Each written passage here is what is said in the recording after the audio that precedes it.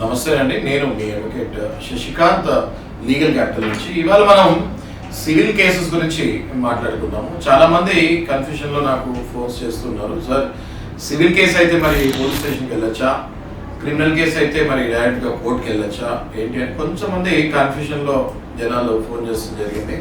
So నేను దాని గురించి వివరిద్దాం అనుకున్నాను. ఇవాళ సివిల్ కేసెస్ వేరండి, క్రిమినల్ కేసెస్ వేరు. సివిల్ కేసెస్ ని సిపిసి సివిల్ ప్రొసీజర్ కోడ్ అంటారు. క్రిమినల్ కేసెస్ ని ఐపీసీలో కవర్ అవుతాయి. అవి దానికి సపరేట్ గా క్రిమినల్ ప్రొసీజర్ కోడ్ ఉంటుంది. జనరల్ గా చెక్ బౌన్స్ కేసులు లేకపోతే భూ తగాదాలు ఇట్లాంటివన్నీ కూడా సివిల్ కేసెస్ కి డబ్బు సంబంధించిన ఏదైనా ఒకళ్ళకి ఇచ్చి ఆ టైంకి ఇస్తా అని మళ్ళీ ఇవ్వకపోతాము, ఇట్లాంటివన్నీ కూడా సివిల్ కేసెస్ కిందకి వస్తాయి. కోర్టులో డైరెక్ట్ గా కేసు వేసుకొని దాన్ని పరిష్కరించుకోవాలి. దానికి పోలీస్ స్టేషన్కి వెళ్ళే అవసరం లేదు, డైరెక్ట్ గా కోర్టుని ఆశ్రయించవచ్చు.